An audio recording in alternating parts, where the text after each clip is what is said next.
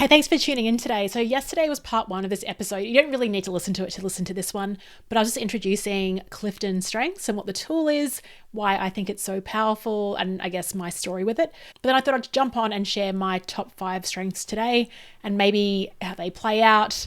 And that might be, you might be more curious around finding out what your strengths are as well. So just, there's no link, just go onto Google Clifton Strengths Gallup. And there's 2 different types of assessments you can buy. One is the top 5. I reckon buying the 34 report is the way to go. I think it's about 80 or 90 Australian dollars, and it is worth every penny. Oh my goodness, I got such insight from it. Okay, so my top 5 strengths are: number 1, ideation; number 2, maximizer; number 3, futuristic; number 4, activator; and number 5, positivity. So I'll share what that is all like. I'm not going to go into too much detail, but ideation, number 1, it says you are fascinated by ideas. You are able to find connections between seemingly disparate phenomena. And it just says things like, by nature, you automatically think of new and different ways to do things.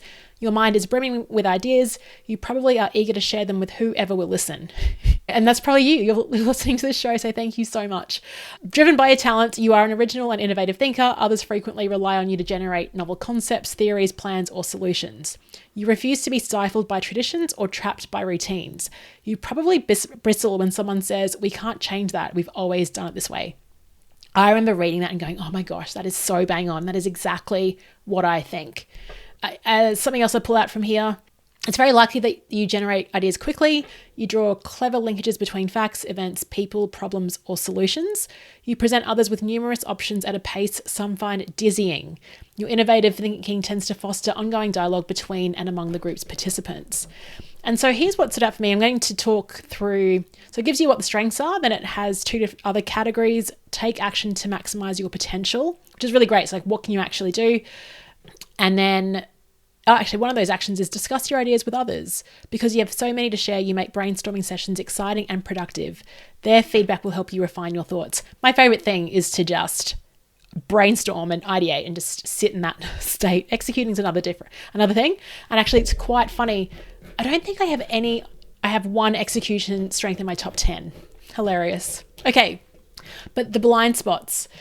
This is where I realized I am not helping people understand me. Like in the part 1 episode, I was saying, oh yeah, I present ideas, but then I don't really, a weakness, I guess a blind spot is that I really have to connect the ideas. I see it and it's so obvious, and I forget that other people don't see it, and I have to really guide them along. And so that's something I constantly have to remind myself to do. Like, I can just throw an idea out and I'm like, oh yeah, you'll get it. But it's like, no, you got to carry it through. So it says, watch out for blind spots. Your limitless thoughts and ideas can sometimes overwhelm and confuse people. Consider refining your ideas and sharing only the best, so others won't reject them simply because they cannot follow your abstract thinking. You might struggle to follow through on the ideas you generate. Think about collaborating with someone who can help you turn your best ideas into real results. Okay, that's ideation. I'm not going to read all of them. Maximizer. This is really around, how do you turn something from good to great?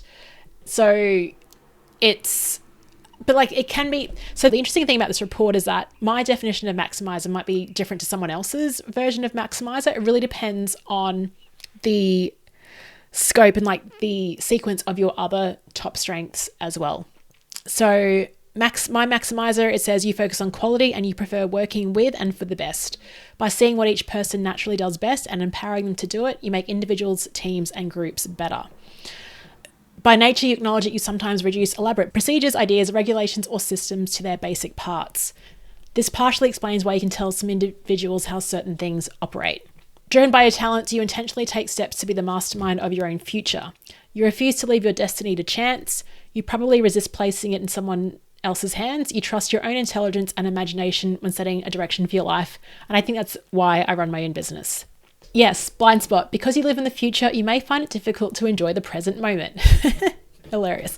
You can make things happen by turning thoughts into action. You want to do things now rather than simply talk about them. Because of your strengths, you might tackle assignments with enthusiasm and speed. Perhaps your let's just do it right now attitude causes your friends to pitch in and work alongside you. Some of them share your desire to capture topmost honours or first place titles. It's very likely that you rely on your upbeat attitude to help people feel enthusiastic about life. You regularly direct their attention to what is good, beautiful, delightful, right, or possible. Others usually notice it is difficult to feel downcast, that is, in low spirits or dejected when in your presence. Yeah, I love Activator. I think it's my favorite one. But that teamed with Maximizer, in terms of wanting to improve everything, but also wanting to push it out, I think it's a good combination, but it can be tricky to navigate. Okay, last one, 5, positivity. You have contagious enthusiasm, you are upbeat, and can get others excited about what they are going to do. By nature, you occasionally pinpoint the unique qualities, motivations, strengths, limitations, preferences, or attitudes of certain people. Perhaps you look for 1 or 2 good things in each person. Maybe this information permits you to set up opportunities for particular individuals to cooperate. You might compliment those who freely share bits of their knowledge, skills, or talents with their teammates, classmates, colleagues, co-workers, friends, or family members.